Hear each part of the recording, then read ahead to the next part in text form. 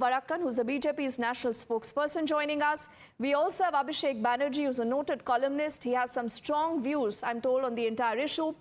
Ashok Sajjanharji is a former ambassador, and I think he is the sanest person that we have on the panel, because he'll help you understand that how do you read the tea leaves and why politics always is not the best way out.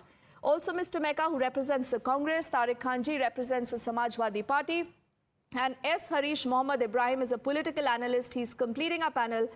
And before we get in our politicians, Ashok Sajjanharji, let's begin by asking you that is there merit in this argument that a lot of people today have been making and discussing?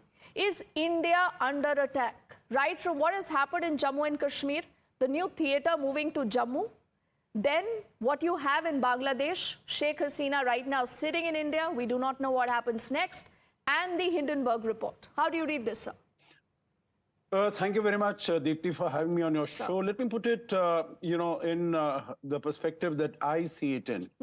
Number one, there is a report that has come from Hindenburg. Hindenburg is a discredited organization. It doesn't have any credibility whatsoever. There have been multiple cases that have been filed against it in the United States. So giving so much of importance as to the report that it has come out with. We also know in the Indian context, Deepti, that last time it had come out with a report on Adani's dealings. Yes. And all its attempts and all that report fell flat on its face. The attempt was basically to spook the Indian stock market. Nothing of that sort happened. Adani, in fact, is doing very well. I think the Indian stock market is very healthy. The Indian stock investors, they are very, wise people. They have seen what is the reality on the ground. Now, this is, again, there are elements, as you have mentioned, there are elements outside the country. We know what George Soros had said some time ago, that he's going to invest $1 billion to ensure that Mr. Modi is removed from power. He might have tried his very best during the elections, but of course, all that has come to naught. Now, that is one side of the story. The other side is the domestic politics. As far as our political parties are concerned, and I don't spell out one or the other, as far as our political parties, the opposition are concerned, they will not leave any opportunity unutilized to hit back at the Narendra Modi government.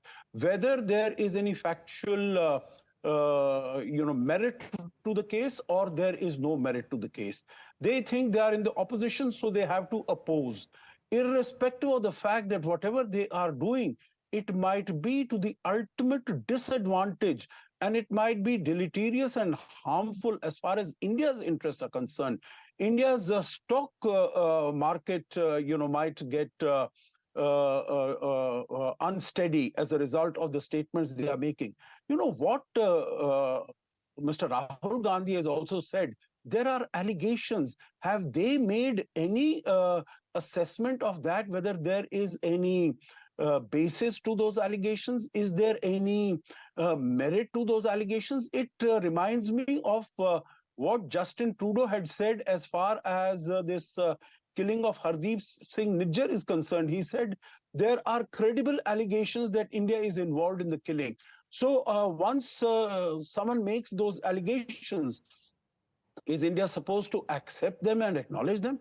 I think the same thing is being done by the Indian political party. They, by hook or by crook, they want to fire, they want to speak out against the Narendra Modi government. They have not done any homework. There is no basis on which they are making that someone should resign or the other is responsible. Not at all. I think on the basis of a report from a discredited organization, which has behind it elements who are known to be favoring destabilization of India, raising these allegations, that is, I don't think, doing service to the interests of the nation. Okay. Other aspects, other panelists who are there, and then we can discuss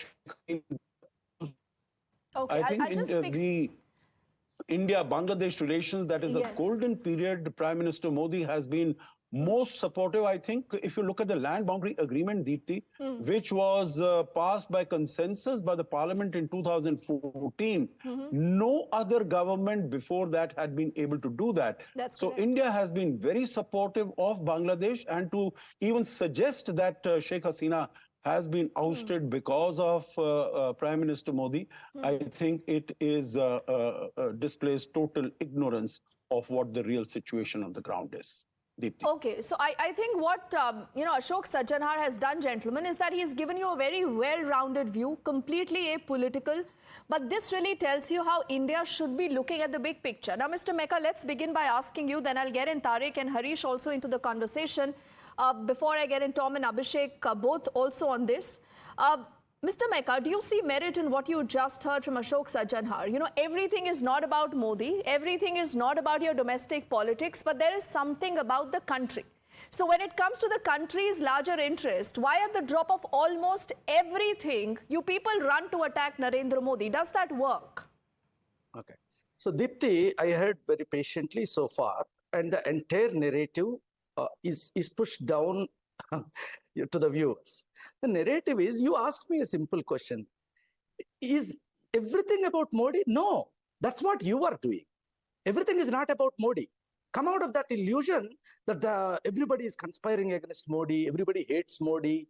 I don't know, why do you think everybody hates Modi, or why does he deserve such hate? He's elected Prime Minister.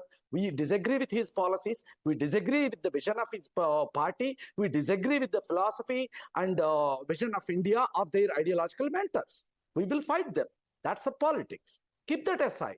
Now, you very nicely told about what is happening in Jammu Kashmir, what is happening in Bangladesh, what is happening in Sri Lanka, what is happening in Nepal, what is happening with Maldives, right?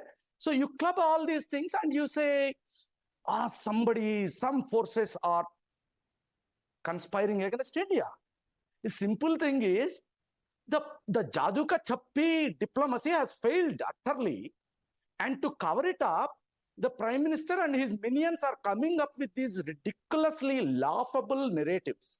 Second, in your intro, you were telling country stands with SEBI.